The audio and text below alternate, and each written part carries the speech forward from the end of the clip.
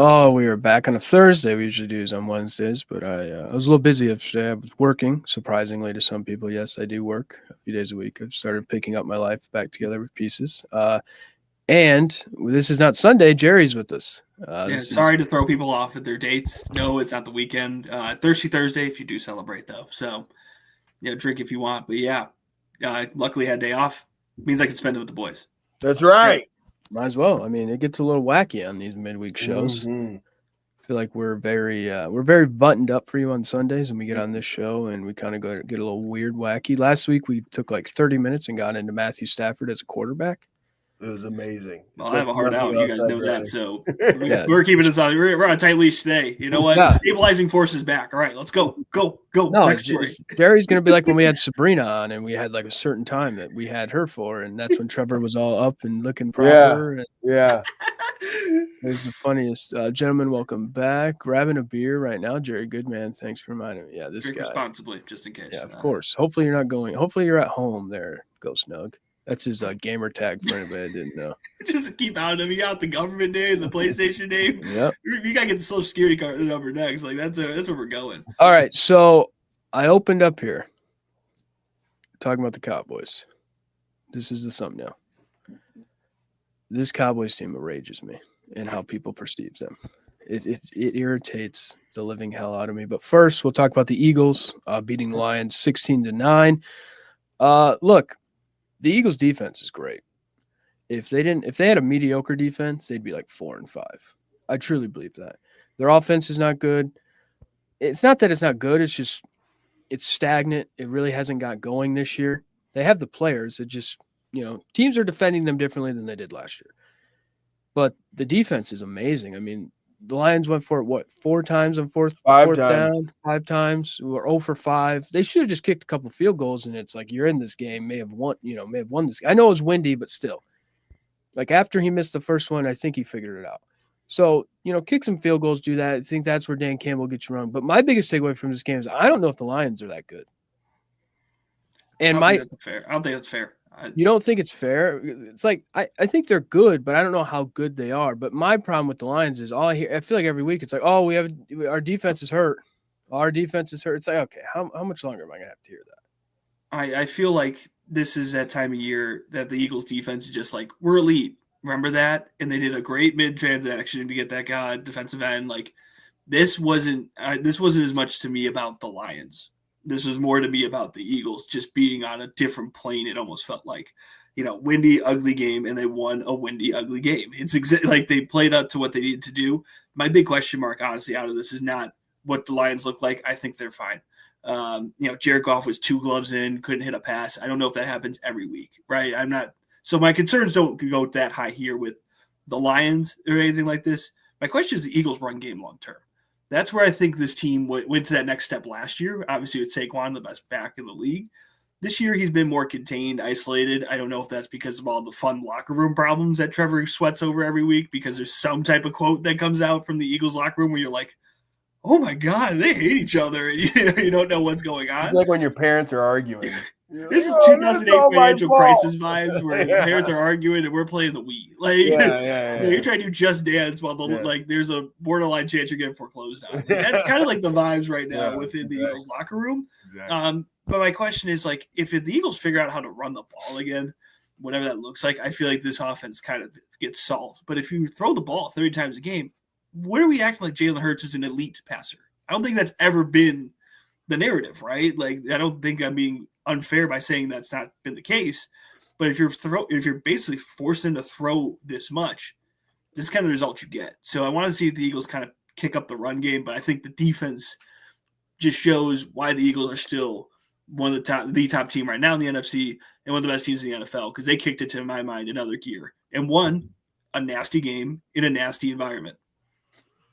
Yeah, I'm really nervous about the Eagles run game. Saquon, I don't think he's gotten worse as a running back in a year. So then the issue is either A, blocking, or B, play calling.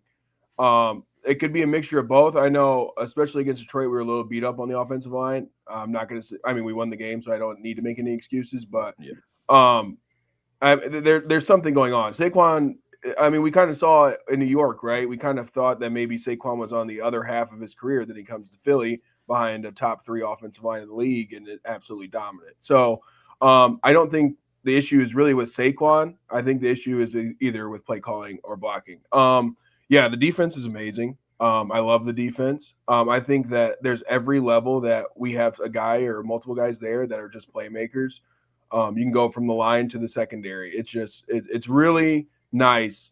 Because Caleb, you remember like growing up, the Eagle and Jerry, obviously you would too, but I would complain to Caleb about this. That the Eagles secondary has always just been terrible. And like Asante Samuel was like my god for like 3 years because he could like stop a receiver from catching the ball.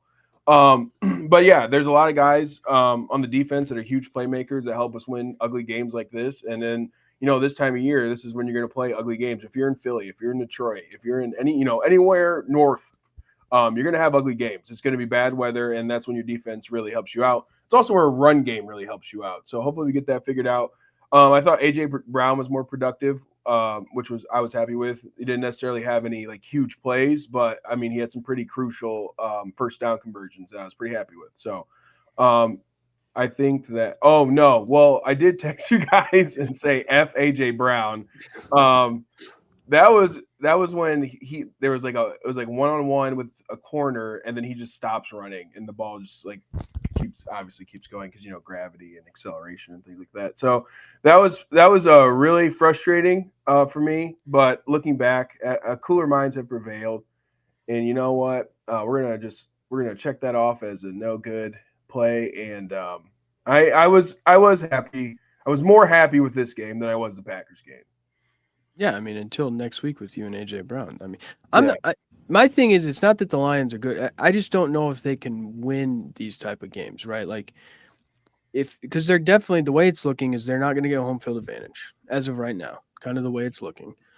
Now they could go out to LA and play the Rams, but if they have to play outside and it's in January and Jared Goff comes running out with the Teddy Bridgewater 2 gloves on, like, it's over. And then it's like, Dan Campbell takes over the play calling. It doesn't look great. I mean, the defense played fine, right? Only giving up 16 points. Like, they did good. But I just don't know. I feel kind of like they lost out on their window a little bit. And that happens with some teams is they're still good. They're still going to probably make the playoffs. But Super Bowl-wise, I don't know. It just feels like they always have so many more hurdles to overcome than other teams. And it feels like it always just gets to them. Unlike, the Eagles have hurdles to overcome with it's like the offense is struggling or whatever, but it seems like they still end up winning games. And some teams can't handle that. And that's what makes the good teams great and the good teams just good. So that's my thing on the Lions is just like, I just don't know in these situations if they can win. Well, I think it's just another reminder too that the NFC North is kind of open. Where we see for a couple weeks the Packers don't look great, and the Lions don't always look great, and the Bears are rolling, and the Vikings are weird. So it's kind of like okay, like not that it's stagnant, but there's no order in the division. It's all kind of up in the air. Obviously, the Bears are ahead of the division. Yeah, we are. It's damn right. Hey, we have and you're welcome. We've had so much pain. We've helped you out as well. So yeah, right now we're brothers. The three of us. This is actually probably we're 3-0 against the opponents in the division. That's true. That is true. But I mean, there's nothing wrong with saying thank you. It's just good manners. And we'll meet in 2 weeks and we'll figure this out like real men. Oh yeah. In 2 weeks we got to put the brotherhood aside. Then we'll bring it back. Where is it? In Chicago or Philly? It's in Philly. Yeah, on Black Friday, kind of a travesty. That's that's 3 o'clock. Birthday. 3 o'clock NFL. 3 o'clock NFL game. Yeah, it's its own level of disgusting, and kind of disgusting was like Monday Night Football. Just it's Caleb, I kind of want to talk about the Lions game to kind of make the point about the Cowboys. How like you don't want people to take too much away from a Cowboys win and say the Cowboys are back, and have this big final stance. It's kind of the same way I feel about the Lions, where I'm not really decided on if I think they're good, great, or somewhere in between. And this game doesn't give me much to really determine that, where I think two great teams played on Sunday night. One won the game by just enough, not convincing, not sexy, not beautiful. It was disgusting. This game was its own way disgusting, except the Raiders are just bad at football right now. And like, that's fine. And you don't want people to be like, hey, this is where our whole thumbnail comes in, really to get clicks. Come on, we're honest, we're transparent in our industry. But like, do I think the Cowboys are now suddenly elite? No. Like, and this comes from a Bears fan that was like, we almost lost to the Raiders and, we had this world. But like, yeah, I don't have two big takeaways from this game as much as like, I think the Cowboys are fine. And the thing is, the Cowboys offense hasn't been bad. Their defense kind of figuring it out against an offense that has not figured anything out doesn't tell me much either. But this is a peak. This game should have been at noon CBS. Hide it there. Hide it with the third crew, and call it a day game. I don't know why this is Monday night, but hey, it's a Cowboys. Monday night's like either the worst game you've ever seen or it's really good, and there's no in between. It's because it was the Cowboys, Jerry. Look, I'm not trying to sit here and hate on the Cowboys just because of the Cowboys. I'm a fan of Notre Dame, and some would say that is the Cowboys of college football. So I understand how these fans think. But you're going to sit here and tell me that the 4-5-1 Cowboys, after beating a team in the Raiders who's awful, they are awful, that they're all of a sudden good? Like, that's my problem is, you have these networks now. They're like, oh, the Cowboys, like, oh, they got an interior defensive lineman and a linebacker back. And it's like, dude, they're Super Bowl champs. Are you kidding me? They're 4-5-1. They still have to play the Eagles again. That's a loss. They still have to play the Chiefs. That's a loss. They played the Lions. I would assume that's a loss. The Vikings, you would think they may figure something out towards the end of the year. And they still have to play the Chargers. Like, that's 9-10 losses right there. Like, this team will be picking in the top 10, and we'll be talking about what do they do next. Like, yeah, the offense is good. The defense, they played the Raiders and Geno Smith. I think I could have completed a couple more passes than him. He's terrible. But, the teams that they beat were the Giants, the Jets, the Commanders, and the Raiders. And they tied with the Packers, who one week look good, the other week they don't. I think that tie is doing a lot of weight right now because the Cowboys have felt like the only team that have really figured out the Packers defense, which is such a weird and like statement just to say. But like, I feel like that's doing a lot of weight, but I don't take much away about if I think the Cowboys are good or bad. I just think the Raiders really suck. Like, this is one of those games where I'm like, oh no, this is tankathon. There's questions of like, hey, is this a one and done job by Pete Carroll? That's position we're in. That's bad vibes all around. Because you're going to have another top 5 pick, top 3 pick. You might be number 1 at this point. That was my kind of big thing. I think the Cowboys kind of get figured out. They might not be picking far away from the Raiders, but it's like, I think this kind of reminds people, it's like, if the Cowboys look this good against they looked like a way better team. And I'm not saying that I think the Cowboys are terrible, but I don't think they're necessarily good. Terrible. They're terrible. They're like in that. They're in the fair. They're a fair team. They're a fair football team because I can't, in good conscience, say that they're good, but I can, in good conscience, say they're bad because they beat up on a bad team. So yeah, fair. You know what? It's just fine. You're a lot nicer than me, Jared. I think this just shows the difference. Even if the Cowboys are bad, this is the difference between. It's like the Cowboys. There's 50 feet of crap, and then there's the Raiders. Yeah. Well, and I think that's the other thing for the Raiders too is like they kind of thought they'd come in and rebuild this thing and like be in the playoffs. Like they draft Genty 6th, and then they go on and get Geno Smith, and you're thinking, okay, with Brock Bowers, Jacoby Myers, who was on the team at the time, you have Max Crosby on defense, which he clearly isn't the problem after that game. So you think, oh, okay, they'll come in and maybe win 9 games, like they'll be back a little bit. That's what Pete Carroll, and now, they're just in this cycle. I think they're probably all just shell shocked. Everybody, it's like we did not expect to be here. We thought we were going to be much better than this. And I don't know. I just my other thing with the Raiders is it's like you're not good. You drafted Ashton Genty 6 and you don't use him. That kind of irritates me too. He doesn't. They're always playing from behind. But still, you're not going to win the game. Just like let the guy play. Like try and figure it out a little bit. You know what I mean? And the offensive line is bad, but if he's good enough to take the 6th overall pick, he's going to at least show you something. He ran over the Bears. Yeah. They gave him the ball then, and he worked. So I don't know. You're at this point now, like Jerry said, you're tankathon. You're trying to you're bad. Just let these young guys figure it out. Quit just letting Geno Smith throw the ball 40, 50 times a game. It's clearly not working. Yeah, I think this is probably his last season as coming into the season as a starter too, because he has not looked very good. That's terrible. fit means a lot. And we're talking about, Sam Darnold have a great Sunday, but he was sitting with the Seahawks, and they're still in a really high, great position. And now we have Geno Smith goes to the Raiders. He brings in his, Pete Carroll, all this, and we're like, oh, maybe something can happen here. No, I think it just kind of shows you how much, yes, quarterbacks are important. Quarterbacks can be game changing and, franchise chasing, but you could put somebody that we thought was solid good into a all right situation. They may not make it that much better. And if anything, it may make it worse. So just finding fit, stuff like that. But yeah, the Sunday night and Monday night games, I have slim takeaways because each week it feels like we learn just a little bit more of these pieces of the puzzle. But we're getting to these points where I can tell you the Raiders are bad. Maybe if that's my only takeaway from these two games, it may not be much, but it's something. But we're kind of getting into the dog days, even though it's getting colder. You kind of figure it out. Guys get hit. It hits a little harder because it's cold outside. Things are going to be weird and ugly. But still, we got a lot more fun to look forward to. And even if the Cowboys suck or don't, they have one more win on the schedule. That helps them. No, I mean, look, they beat up on a bad team. That's what you're supposed to do. But Geno Smith, 12 touchdowns, 13 interceptions, 31 sacks, and he's attempted 309 passes. And the leading guy with attempts is Justin Herbert with 359. So Geno is very well in that range for a guy that is definitely struggling. All right, let's get to some comments before we get to college football. Caleb, a little Swift update. Kind of curious. Thought you have a hot date.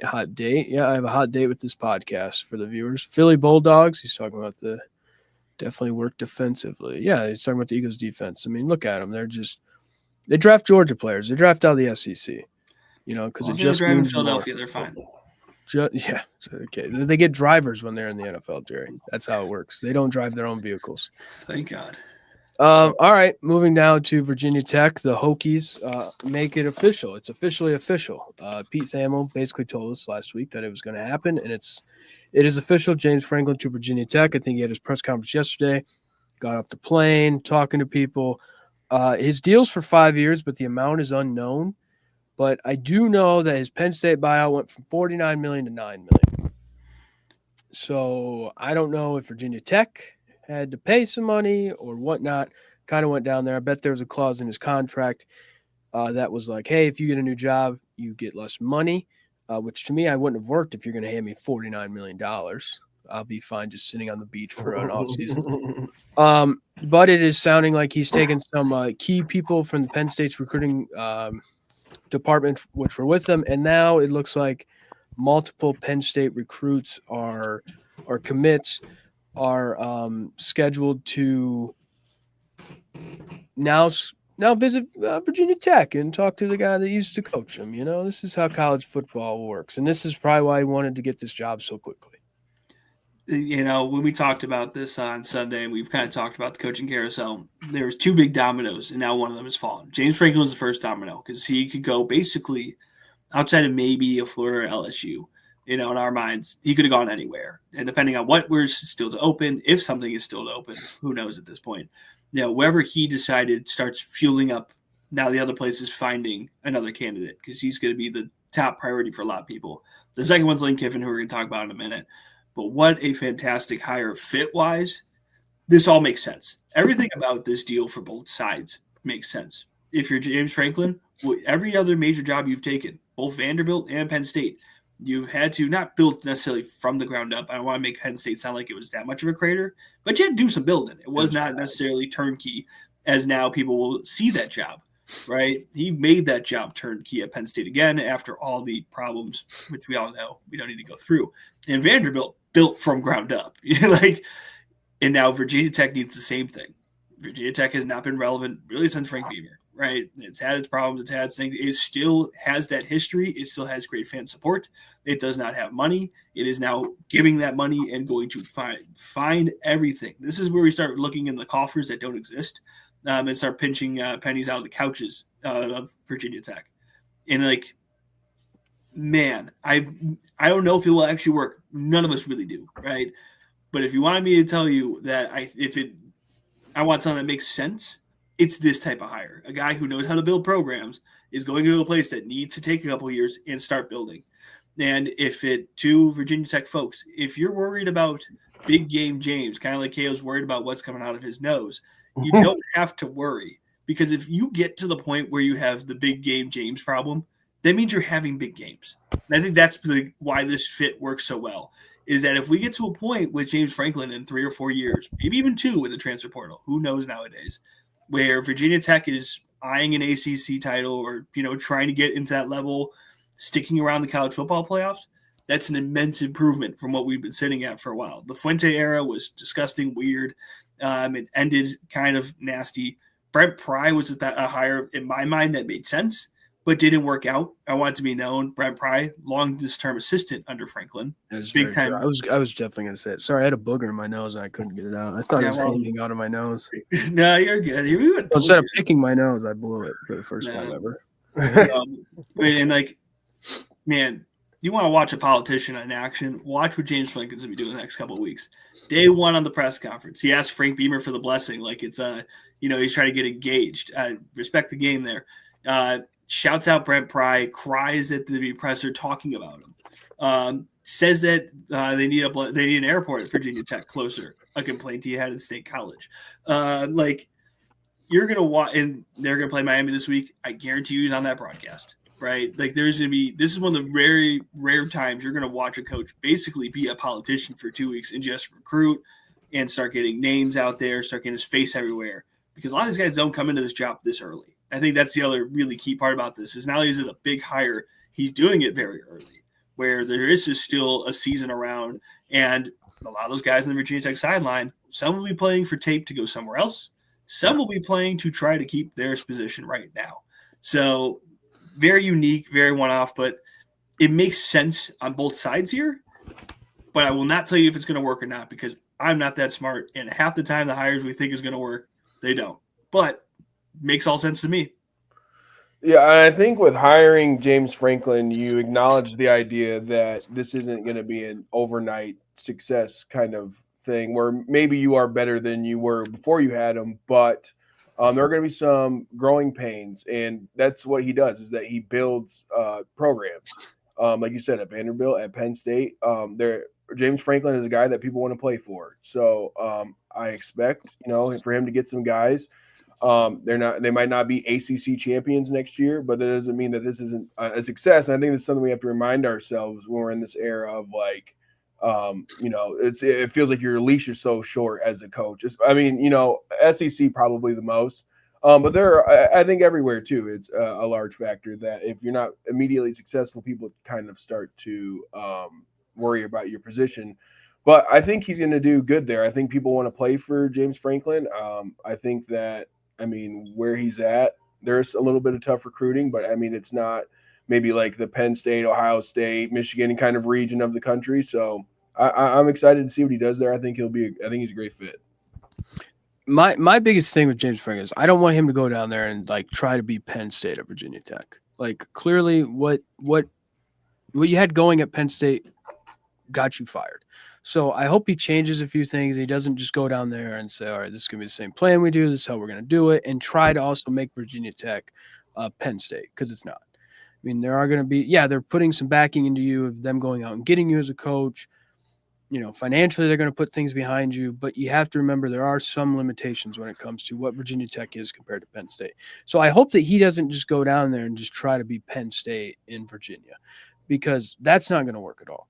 And so hopefully I'm sure he did some searching, some looking in the mirror and say, okay, what do I need to improve on? What am I really good at? What can I change? So hopefully he does that. That's my biggest fear with him, is him getting into a comfort zone of I could win 9 games at Penn State doing this.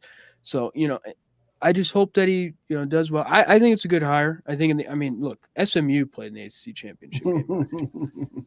And we look at the ACC now, we have no idea who's even in the ACC championship game. We're looking at a Miami team that's not even actually in it in the playoff for the ACC. So that's kind of where it is with it. So I don't know. I think he looks at it and says, look, Clemson's on what it once was. Florida State's down. Miami is, one hurdle you got to go through. So I don't know. I think it'll be a good hire, but that's my biggest thing, is I don't want him to be Penn State and Virginia. I think, too, it's kind of interesting now that he's been hired. I wonder if there were talks from other schools with him, and then what maybe those positions look like and what he turned down potentially. I don't know. It seems like it happened pretty fast. So I can't imagine a whole bunch of schools reached out to him, but I'm interested in some of the schools that may have reached out to him. I wonder if we'll learn that. The ones I'm curious are probably Arkansas. Yeah, that's what I was thinking. Swing. That's when that was kind of pushed around. And the one that never has not opened, and who knows if it'll open or not at this point, would be Florida State. Yeah. That was the other one I think that was an eyeing situation. But no, it's going to take a little bit of time here at Virginia Tech. But this is a hire you make this is a splash. And I think that's the thing is like Fuente was somewhat of a splash back then, but that ended ugly. And the way that ended, I think, chapped a lot of what's down in Virginia Tech. And then Brent Pry was supposed to be this guy that in a way builds what James Franklin was working to build. Recruit the DMV, kind of secure this area. And, it's not going to be a Penn State clone, but if you're getting to the point where you're having the same Penn State problem, we have now taken this job back up to that spot where this is a problem. And I think that's kind of goal one. Goal one is to start having that conversation, because if we're talking about Virginia Tech as they need to win the big game, that means we're having big games. And for the last couple of years, that's been the problem before we get to, winning or losing is, the only big game they had the one I remember is outside of their, the Commonwealth rivalry is like when they almost beat Miami that one year. But that was like the weird Friday ACC game. It wasn't like, oh, Virginia Tech's sneaky good. If they win this game, they might have some ACC footing. It's like, Virginia Tech might do something. Oh, Miami just like squandering 20-point leads. So it's getting back to that point, and I think this is the type of hire you make when you want to get there. And James Franklin has shown he could do that. So this makes the most sense on both ends. This is an area Franklin's worked in a lot. This, again, the coveted DMV recruiting area. So it makes sense on both ends. I like it, but it's now domino 1. Let's move to domino 2. Yeah, so what's going on with the Lane train? I think everybody kind of wants to know, right? So reports have come out that his family has visited both LSU and Florida within the last week and a half. Nobody really knows if that's true or not, but there's reports that private planes for both schools were picking them up and taking them there. And then a report came out that Ole Miss reportedly gave him an ultimatum of like, hey, we need to know by the Egg Bowl when we play Mississippi State if you're leaving or not. So I go with that. This is kind of what Lane said this week on Pat McAfee. And I will say he was not directly asked about either Florida or LSU, which kind of irritated me. But we did get some answers on the internet, and we appreciate you joining us here to maybe kind of clarify this. Was there like an ultimatum given to you in the middle of a season from Ole Miss? It feels like the way I'm reading it on the internet is that Ole Miss has told you, and you were doing yoga, I guess, this morning with the AD. Ole Miss has told you, like, we need an answer. Is that true? And how are you handling it all with the team with what's currently taking place? Yeah, that's absolutely not true. There's been no ultimatum, anything like that at all. And so I don't know where that came from, like a lot of stuff that comes out there. Like I said, man, we're having a blast. I love it here. Our running back's sitting right over here. Come on over. And it just couldn't be better. Like I said, you pray for things. Our fans prayed for this type of thing, and now we're in the middle of it. So enjoy it. You're 10-1. You're getting ready. You got a bye week. You get to watch half the country lose, and there's no way we can lose Saturday. And then you play the Egg Bowl and go dominate that and keep that Egg Bowl trophy home where it's been for a long time. You play the Egg Bowl. The Egg Bowl is a different beast. I know we have a lot of Northern defenders up here, and rightfully so. But you want to talk about things that just get weird. The Egg Bowl is very weird. It's the angsty game. It is one of those very few that I prescribe to the throw out the record books. You could do that here. Right now, Mississippi State, if I remember, has one game away from a bowl game. And I think they have like Georgia this week. So this is probably, you have Jeff Lebby, who's seeking an SEC win, who could do it and spoil so many parties. This is the thing with when you're Ole Miss, this is what happens when you get successful. This is not the only program that's going to have this problem. But like this is kind of the price you pay to have the hottest coach in the country because you're not considered one of those blue bloods. Is that fair or not? So be it. The coaching schedule is all screwed up. All the way this sport works right now is screwed up, which is not helping this. but he's the hottest coach in the market at a job that people don't see as a top 5 or 10 job. And when you have 2 of those open, this plays out. We did this last year with Lane Kiffin. It's just not the same way because it was Auburn. And he turned down Auburn, and people at Auburn said, how dare he?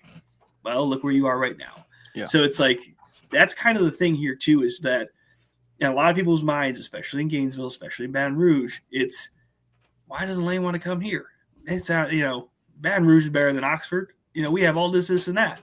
But right now, you have a guy who, how much chaos and how many problems this could present if Lane Kiffin walks away after the Egg Bowl, let's say what they win, and is then walking into either Gainesville or Baton Rouge. You have a guaranteed playoff game, because I don't think they're making the SEC championship with all the ties and stuff, but they're pretty much at that point solidified in to the college football playoff, and Lane Kiffin walks away. You know how much damage that could do to the sport? The 12-team playoff, which is supposed to be the sacred thing. You fight for the playoff. If you get here, this is all that. He walks away to go to 2 teams that fired their coach, one of those 2.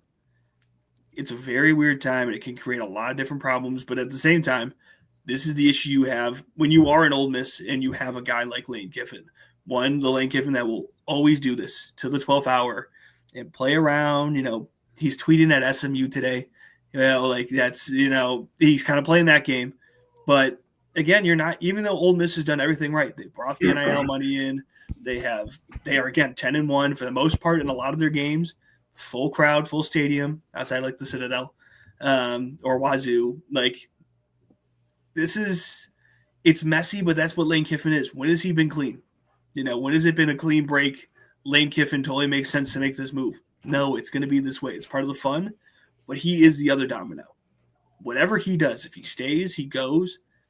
That's when, once that decision's made, we've done the one with James Franklin. When this happens, it's all guns a-blazing. There is going to be so much movement so quickly, but this is kind of we're watching the avalanche slowly trickle down, and we're just waiting for it to hit us in the face. And it's just, we don't know if the avalanche is going to hit Caleb, me, or Trevor right now, as in maybe Caleb's Oxford, maybe I'm Gainesville, and he's Baton Rouge. Yes. One of us is going to get hit by this avalanche, and then in return, all of us are going to really get a feel of that once. So it's very interesting. But yeah, this is what Lane Kiffin does. We did this last year with Auburn on a lighter scale. Now we're just doing it with 2 other big teams that have big fan bases that can't believe that Lane Kiffin thinks that Oxford could be a place that's a better fit for him than their 2 college teams. Yeah, and I think too, this is kind of like the penalty that you pay for performing well in the SEC when you're not really supposed to. Yeah. Is that your coach is now in this discussion of leaving, which brings up another interesting point that I think is kind of an underrated point meaning I haven't heard about it a lot, this discussion. But say he does leave for one of these jobs, that opens up a very interesting discussion of now who goes to Ole Miss. Because I think that Ole Miss is, a good job now, and I think that's in part to Lane Kiffin. So if he does leave, how does Ole Miss fill that spot? Because it's not, you can't just throw that any person in that role anymore. And if it's not successful, then it feels like it's a meteoric crash back down to reality. Where if it is successful, it's the Marcus Freeman, Brian Kelly kind of dialogue where it's like, you left, now we're good still. Don't you kind of look stupid? So I'm very interested. To me, he's like the only person that makes sense for the LSU job. I know there's a lot of names out there, but like a guy who has a lot of college coaching experience, going in on a high in his career right now. And, his name is big enough. I know there's a lot of guys out there, but, maybe LSU shied off from landing the big name. Maybe they want to, trust the process a little bit more with a smaller guy. But to me, that seems like, it just feels like a Lane Kiffin home run swing, for LSU. But yeah, I don't see, my thing with him is he's at a point in his life, coaching wise, has always been like chaotic of like, I'm here for this long and then I leave on my own or I get fired or whatever. He was with the Raiders, fired very early, then goes to Tennessee there a year, gets his dream job and goes to USC and then gets fired on a tarmac. He thinks his career is over. And then good old Nick Saban calls him and says, hey, you want to fix my offense? He's like, yeah. And then he takes the FAU job during, I want to say they were in the playoffs, and Nick tells him, "You're not coaching in the playoffs. Like, go to your other school. Like, you're done with us here." And he's like, "We're going to win the national title. What are we doing?" He goes, "No, you're done." And then he goes to FAU, builds that program up in, I think, 2 to 3 years, and then goes to Ole Miss. And everybody's like, "We're just waiting on him to leave now. He's kind of figured it out." Now, I mean, so ESPN did that thing on him, and you really saw, like, his family's kind of happy in Oxford. His, like, ex-wife is kind of back in the picture of his life as they're kind of one big happy family all together. So I don't know if Oxford to him is just like, this is where my life is kind of happier. It's better. But I don't know. I just feel like the Florida job is, I think it's more he wants that job than he wants the LSU job, honestly, because I think he went to Florida. I think his ex-wife went to Florida. I think he'd much rather live in the state of Florida than in Baton Rouge in Louisiana. And it just feels, I don't know, it just feels like Florida to me is like, that's where I think it's between either Ole Miss or Florida. And I don't know, like Jerry's point, it's hard telling with him. He does this is what he does. He goes on Pat McAfee and his voice gets higher and higher the longer he talks about, like, it's great, be happy with what we got going on here. It's like watching Pinocchio's nose, but yeah, exactly, right? Like, the longer that video goes on, he's like, just be happy. You're 10-1. We have a bye week. We're going to that, you know. Yeah, that sounds like he's smoking or wants the fans to smoke some copium. Yeah, it's just so he's doing Pilates with the AD who's supposedly told him you have an ultimatum. So I don't know. It's just, I just feels like it's either Florida or Miss, but I could be wrong. I mean, I don't know. He's a wacky guy. I love him, but he's wacky. But he makes our jobs fun because we have no idea what the hell's going to happen. Well, my question for you guys, though, is if he does leave Ole Miss, do you kick them out of the playoff? I saw some tweet. Don't tell me. I don't know how true it is, but that would be a considering factor, etc. Because they don't have a coach. I don't even want to consider that world because the thing I worry more about if this is to happen, if Lane leaves with a guaranteed playoff spot, that the integrity of the playoffs just takes a nosedive. Kind of like it would be very similar vibes to players opting out of the bowl game. You know, when the first guy did it, it's like, oh wait, these bowl games don't really matter. And then now we talk about bowl games like they're nothing, even though they do serve a purpose. Like they're not, do they have the same flair? No, but they still matter. So I don't even want to, like, that world is a possibility. If we get to that world, then we'll talk about it. Because I do fear that there's a much deeper, lying issue if a guy like Lane Kiffin, who again, this is also, we're not talking about even like Summerall Tulane, which, he's a candidate to obviously either maybe if Lane Kiffin leaves or a place like an Ole Miss, Auburn, etc. Right? Like that won't be palatable as much either, but it's at least a little bit more out of the two situations. But this speaks to two larger messes. The largest mess here is the schedule, not just the college football when they play the games, but when the playoff is, when the transfer portal is, all this other stuff. And you can't really fix it right now because in case we've forgotten, all these kids still go to school. Am I saying everyone here is a chemistry major or is getting their doctorate degree? No, but they still have to enroll in classes. You can't just have kids dropping out in the middle of March if you want to move the transfer portal a little bit. That's still semester.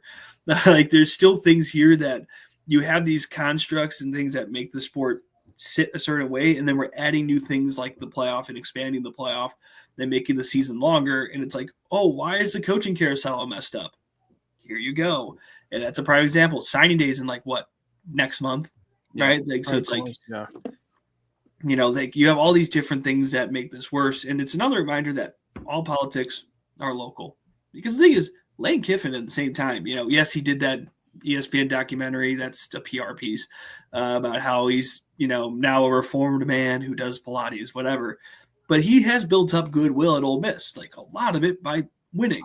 He's also pissing it away very fast, but he knows he can because he's 10-1. Like, could you imagine a coach that's like just fine doing something like this? No, but he's 10-1 at a job that loves him and knows that it's going to take a lot to keep him. So he can play around. He can be fun. Oxford will put up with it because Oxford can't guarantee they can find a better guy if he leaves right now. And that's what I find fascinating is watching him kind of throw that power around in this situation and be like, yeah, I'll send some, ex-wife, you go to Gainesville for a weekend, you know where to go. Was his daughter Landry's probably hanging out with Weeks, at Baton Rouge, like stuff like that. Like you could do these things because you're in your position. And again, that Egg Bowl could get really, really be interesting. Yeah. And it could cause a lot of problems very quick. Ole Miss hasn't had their kind of like game where they screw it up. And you want to talk about a moment that could do it. So I just find it fascinating how he's wielding that power when you have that type of game in front of you. I'm not like Mississippi State's the best team in America, but that game does weird things. Ask Elijah Moore when he fake dog pissed in the end zone. They lost that game. Yeah, I mean, Mississippi State's been in games. I mean, that is a fact. That is kind of how they've done.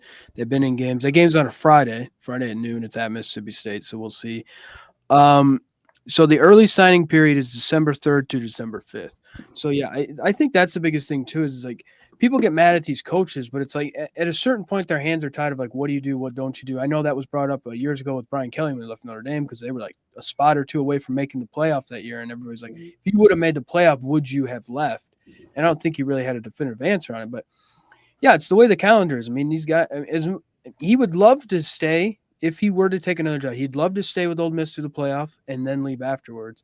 But when you have the portal opening up during the playoff, and say he were to end up going to the national championship with Ole Miss, he's so far behind, and so it's just one of those wacky things. But I don't know. I will say I did see a video of Lane too. His daughter posted, and he's a big fan of 6'7". She said that he is like a 12-year-old in a grown man's body. He was like doing a bunch of stuff, and he's like 6'7". Yeah, and he has two of the premier college football brands eyeing at him. One of them. To get, like that's this world is so great. And one of the reasons he keeps getting all this hype and attention is he is number 6 in the country with Ole Miss at 10-1. As we got to the latest playoff rankings, my takeaways is my first time getting a chance to do these takeaways on this podcast is okay. Now we are still in the phase in my mind of there's still too many important games going on for me to have such a big opinion outside of ranked JMU. That's kind of my only wish. I don't care about Arizona State. JMU's fun. I'm a Sun Belt respecter, G5 respecter. Tulane's weird. All the Americans weird. Just rank JMU so they can get the 12 seed unless they screw it up, which is also possible. That's all I got. I think I was looking at some stuff earlier, and it was kind of talking about. I think it was Joe Klatt, kind of talking about the realistic, the likelihood of like Texas, USC, and Michigan making the playoffs. And this is kind of just looking at this. It's kind of interesting thing about. I know last week we kind of talked about the Texas thing. The more I think about it, Texas is probably unlikely. Yeah, they're up. I mean, the thing is that you kind of set a precedent if a 3-loss team makes the playoff, and a Texas A&M win is great, but also this is a team that struggled against Mississippi State. So I mean, they're not world beaters. Michigan, I think if they beat Ohio State, that would probably get them in. I would say that definitely would get them in, and then USC if they were to beat Oregon, I'm assuming. That might be able to get them in, maybe. But yeah, it just kind of. There is a 2-loss team conundrum that is very close to happening and very realistic. Vanderbilt can win out. Miami can win out. BYU could go to the title game and lose to Texas Tech. Yep. USC wins here, puts Oregon at 2 losses. Georgia Tech, I don't even know what you do with Michigan. You also said Virginia is on this in this situation.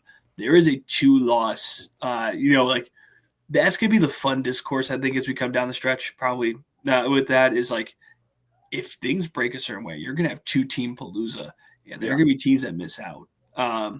So, I know the other one, which I think Hale will probably bring up, is everyone's going to ask about the Notre Dame Miami stuff. I don't really have a hot take on it either because Miami's losses kind of stink. So they're getting worse. I think they're getting devalued over time, which is not helpful to them. I think the biggest thing is Creepy Photo says, go Irish, take care of business. I think the biggest thing is as of right now, the cutoff is 10. You have to be in the top 10 or you're not in the playoff. So you're kind of looking at that and being like, because 11 and 12, the way it's looking, it's going to go to the ACC champ and it's going to go to the non-power champ. So you have to be at least top 10. When you look at Miami, it's like, yeah, they have the head-to-head win against Notre Dame, but the committee looks at that was in August, and it's not about who you lose to or how you lost. It's when you lose. Notre Dame lost early. Miami's lost later.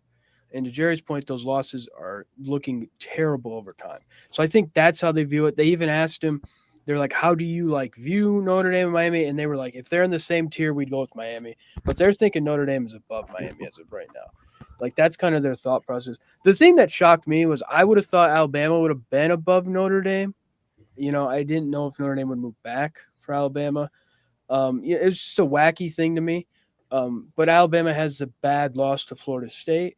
But yeah, I mean, if you look at it, I mean, this could get really, really dicey because Indiana and Ohio State are looking like they're going to play in the Big Ten championship. But that team in the Michigan Wolverines could screw a lot of things up. So it kind of starts this weekend. USC beats Oregon. That jumps them up. And then you look at it and go, well, Notre Dame beat them. So then it's like you have that argument. And then you bump Oregon down a little bit. And then, yeah, you have the Utah wins out. You have the Vanderbilt wins out. Miami wins out. Michigan wins out. Virginia wins out. This could get really, really – what if BYU beats Texas Tech? And it's this whole thing is yet to be played out. I mean, this is out of all the years we've had this so far, this is 2 years in the 12 team. This just shows that there's so much going on, but this also shows there's so much parity right now in the sport. If you have all these teams that are right on the cusp, but this is also going to bring the argument if we had 4 teams, we'd have our team set pretty easily. Yeah, but I don't know. I like the variety, and I like the. No, I do too. That's just something. I totally disagree with that. I like that. I'm so glad we've moved past that. My question was, and this is probably a bad question, and it doesn't matter at all. But is there a world where an Oregon loss to USC moves Indiana below Texas A&M? I mean, maybe, I don't know. But those types of situations and spots like 2 and 3, I could care less about in this because they're pretty safe. Like if Indiana wins out here, they go to the Big Ten title, they're in, win or lose in the Big Ten title game. Yeah. A&M takes care of business, which who knows? A&M still A&M. I love them dearly. They're fantastic at football, but even A&M fans know of me going like, fair. But like that type of stuff, 1, 2, and 3 don't matter right now, because there's still so much chaos, at least in my mind. It's kind of like that middle tier stuff. But this is a year where, kind of go back to our original point when we talked about Texas a fair bit, you're a 3-loss team, it's over. Like in terms of your playoff spots, like the only thing you could do as someone who sits here, and we will pick games here shortly, all you could do at this point is cause chaos. And I'm looking at my Missouri Tigers as a prime example of this. Missouri's not going to the playoff. We need them this weekend, Jared. Yeah, Missouri's not even very clear. If Missouri gets to the playoff, there's going to be a lot of things that have to happen chaos-wise. But they can create chaos and knock Oklahoma out of it. Right? Like that's kind of where we're at right now in this situation. But rank JMU, and we could have 2-loss Palooza very realistically. My favorite case of this is what do you do about Vanderbilt? Probably the most one of the weird spots out of all this because about them either. Well, they're gonna have to do this. They have to beat Tennessee. I forget who they have this week off the top of my head. But they have 2 games that if you end up 10-2. They play Kentucky this week. Yeah, which, by the way, I don't know if we're picking that game. Kentucky could beat them. If Vanderbilt's good, Kentucky's weird. You want to talk about fun? That's a little chaos game that I'm keeping my eyeballs on. But if Vanderbilt has a real chance to go 10-2, beating Tennessee would be hilarious, and that's going to get dicey. But yeah, rank JMU because the American makes no sense, and the American scheduled weird, thinking they get an undefeated team, and they have a bunch of 2-loss teams. So. Yeah. I mean, we'll see how it goes. I also will say it's going to be interesting too, is you're going to have some of these teams that don't want to play in their conference championship game. So that's going to be interesting. And then it's going to see, then it goes into who wants to buy, who doesn't want to buy. So that will be interesting to see. If the playoffs started today, Tulane would be in there. Notre Dame, Oklahoma, Texas A&M, Tulane, Alabama, Oregon, and Miami, Ole Miss. Trevor, go. So, I mean, this is kind of why I asked my question. Because like going from 2 to 3 does alter your place in the bracket. Yeah. And I mean, like me, I'd probably rather play Miami or Ole Miss than Oregon or Alabama. So, I mean, I just think it's interesting if you do nothing but win and one of your wins gets devalued a little bit, can that alter what your road to the national championship looks like? Because to me, I think this is a no-brainer. I would definitely take Miami or Ole Miss over Oregon or Alabama. Yeah, but Oregon might not be in that spot anymore. That's where we're getting that weird spot. Is that if that loss is devalued, if we devalue the Indiana win against Oregon because they lose USC, maybe it's USC Bama that changes that too. Yeah. it gets weird and dicey.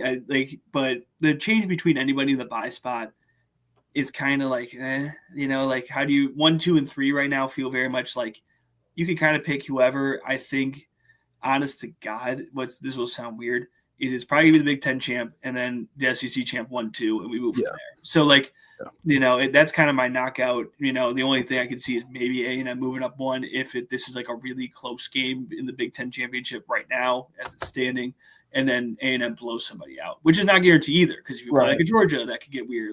So we're in that. It's still in that weird zone where there's too much chaos for me to care about if you're 2 or 3. If you're pretty safe, it is again watching the worlds of Notre Dame and Oklahoma and Oregon, Miami, Ole Miss. Like Miami's path, which we want to talk about the ACC, not too much, is not certain because they don't have an in right now to the ACC championship. They need chaos to go in their way. Honestly, that could end up being Georgia Tech. It's also why I want to rank JMU because the funniest outcome here is the ACC bottoms out and you get the Sun Belt American champion instead of the ACC.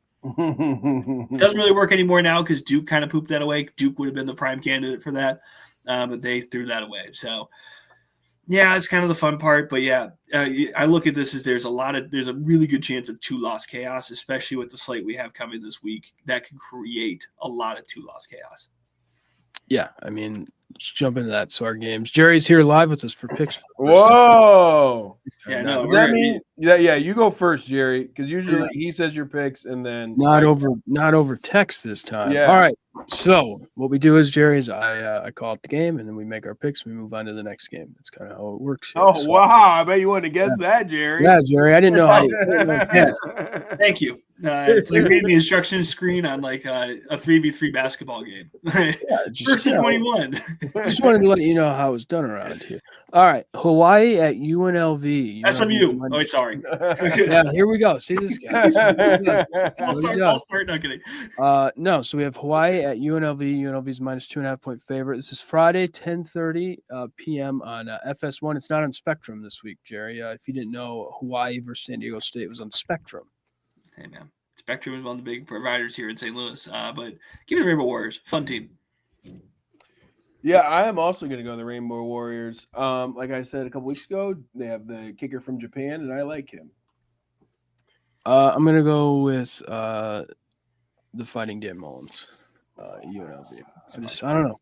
Just feel it. Friday night, a little wacky out there in Vegas. Who knows what's going to happen. All right, number 22, the Missouri Tigers, Jerry School. This is your team, man. You should be all for this team this week. We need chaos from them.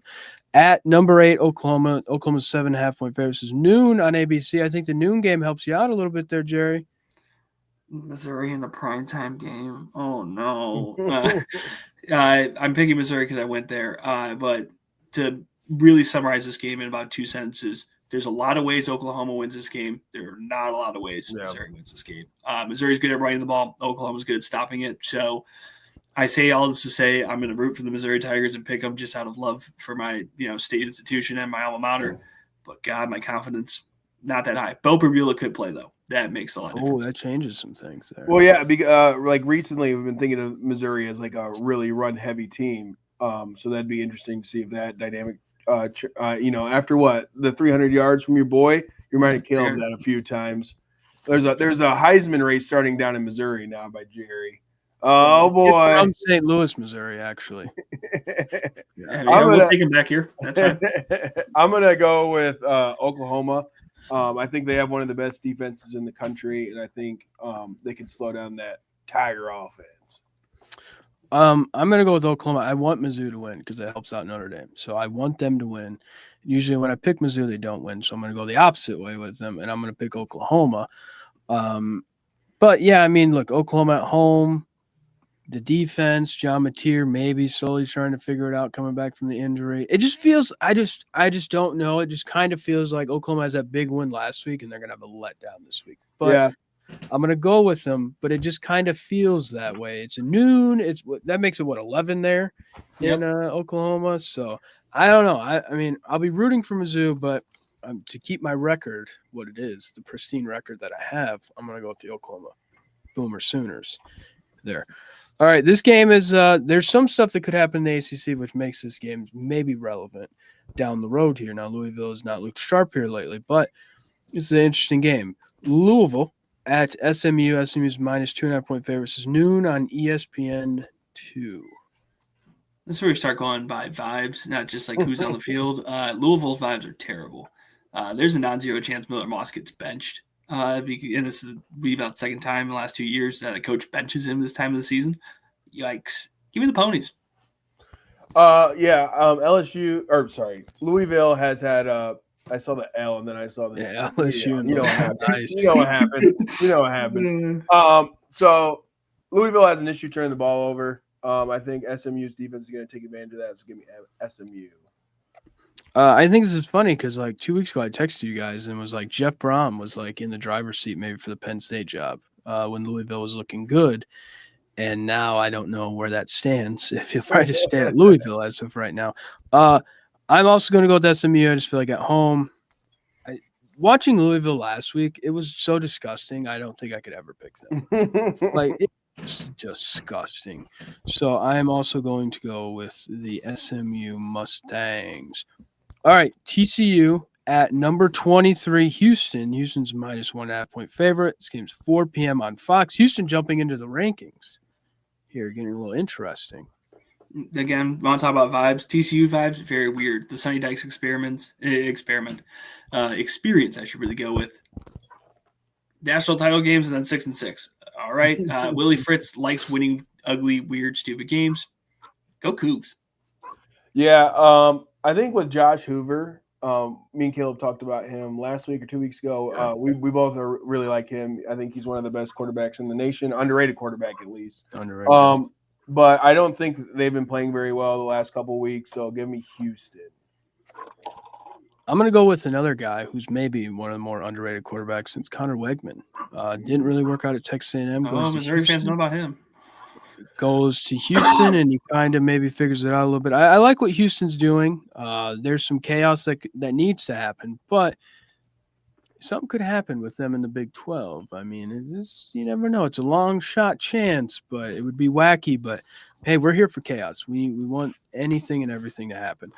All right, Pitt coming off of I don't even know what you want to call it, the embarrassment last week against Notre Dame. At number 16, Georgia Tech. Georgia Tech's minus 2.5-point favorite. This line is very interesting to me. 7 p.m. on ESPN. This is ACC championship. This is whoever wins it gets another step closer to being in it. Pitt better punch. That's all I'm going to say because you went out. Narduzzi said you could lose to 100, lose by 100 points to Notre Dame and still make it if you win these 2 games. Well, guess what? We're at these 2 games. And you lost. Georgia Tech starting to really confuse me. They're supposed to be a tough team that decides now not to play defense. It's kind of which coach and which team do I trust more? And God, do I trust neither of them. But you know what? Vegas trusts Georgia Tech a little bit more. So usually they make a lot more money than I do. So I'm going to go with Vegas here and say Georgia Tech will just pull it out. Yeah, I think that, Georgia Tech has statistically one of the better offenses in the country. I think that maybe their defense can get that freshman quarterback over at Pitt to make some mistakes. I think it's going to be a high-scoring game and a close game, but I'm going to take Georgia Tech. I'm just going to go against you guys just to go against you That's guys. fine. But I also want some chaos to happen, and I want Miami to make it into the playoff as AC champs, so I don't have to hear about how we got in over them for the rest of my life. So I want Georgia Tech to lose. I agree with Jerry. I think that they've slipped. They're confusing. It kind of feels like they're on the verge of a loss. Pitt coming off of a bad loss where they looked terrible. Nothing really looked good for them. Their defense didn't play bad in spots. So I think that's what's going to be kind of interesting maybe in this game. Their rush defense is very, very good. Now, they had to go up against Jeremiah Love. But in spots, they looked pretty decent. And I think they're going to kind of regroup. And I think they come back and they knock off Georgia Tech. All right. Here's the last one here before we get to our more prominent game and pretty much the only prominent game of the weekend. Number 11, BYU, minus 2.5-point favorite at Cincinnati. This is 8 p.m. on Fox. Jerry, before you give yours, creepy photo is telling us he likes Cincy over BYU. The Scott Satterfield experiment tells me that this is the game Cincinnati wins to keep him around a little bit longer. But all year I've thought BYU is kind of, I don't know. and outside them getting trounced by Texas Tech, BYU wins these types of games. I don't like the fact that Nippert. I think that really does help Cincinnati. Nippert is a real home field advantage, not just me saying that because it's at home. Still, let me ride with the Mormons. Yeah. I mean, I was going to bring up that loss too for BYU. Texas Tech is probably the best team in the Big 12. So Told you. yeah, you did. Yeah, you did. I mean, you ran in with the oil money. So I mean that loss for BYU seems to be getting better and better because Texas Tech continues to roll. Yeah. So and I went against my boy number 47 Bear last week. He burned me. He whooped on TCU. So give me BYU. I'm going to go back to, we have, on and off relationship, me and him. Bear and Tiger, the Bach virus, baby. I'm also going to go with BYU. I think that, historically they've kind of struggled down the stretch with Kalani Sitake as their coach. Expect him to, I don't know why his name's not being brought up a little bit more. Maybe he's kind of shooing it down for jobs as of right now. But I think, they have a team that's very good. They're doing some things differently than they have in years past coming down the stretch. So I like them. They want to be in the Big 12 championship game. They want to do everything to get there. When last year they had a shot and kind of screwed it up down the stretch. So I'm also going to go with BYU. All right, this is the college game day game for this week. Number 15 USC at number 7 Oregon. Oregon's a 10.5-point favorite. Very similar to USC walking into Notre Dame Stadium about a month ago. They were also 9.5, 10-point dog.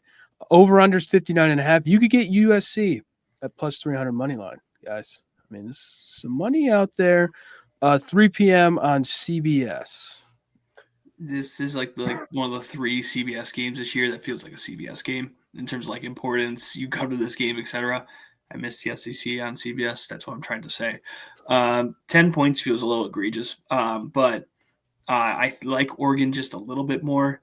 USC, like this is like a chaos moment here. Oregon shown they could be being at home, which is kind of been the thought forever that that's not the case. They're still a young team, but I really like Dante Moore in this situation. I think they kind of get their get back. This is 2 teams that know each other from past conferences. You could try to kill the Pac-12, but it'll always exist. Give me the Ducks at home. And then everyone has a weird Lincoln Riley conversation, and somehow his name gets brought up for other jobs, even though no one really knows what he's doing. I think these are, USC has a lot of big play capability on the offense. So that's something that Oregon's defense has to keep in mind. But I think Oregon's defense is a very good defense. And I think Oregon has even more capabilities of exploding on offense. So give me Oregon here. I think, that's how we go. I think the questions for me is like, can USC finally win a big road game underneath Lincoln Riley? Like they've won some ranked games at home, especially this season. But we saw on the road against Illinois, couldn't do it. Against Notre Dame, couldn't do it. So I think it'll be interesting. Can they win one of those? And then, for Oregon, it's a test of like, okay, you lost to Indiana. We were all high on them, right? They come out the Penn State win. We're like, okay, this team's good. That loss, that win doesn't look as good. Then you lose to Indiana, and everybody's like, how good is this Oregon team? Do we kind of just have them up here because they have one loss and kind of the way it looks? And then to Jerry's point, too, it's like the Lincoln Riley thing. It's like if he doesn't win this, like what happens? Or, what's the noise out there? I think 10.5 is a big number as well. But I'm going to go with Oregon. I just trust Oregon. If this was maybe at USC, maybe I lean a little differently here.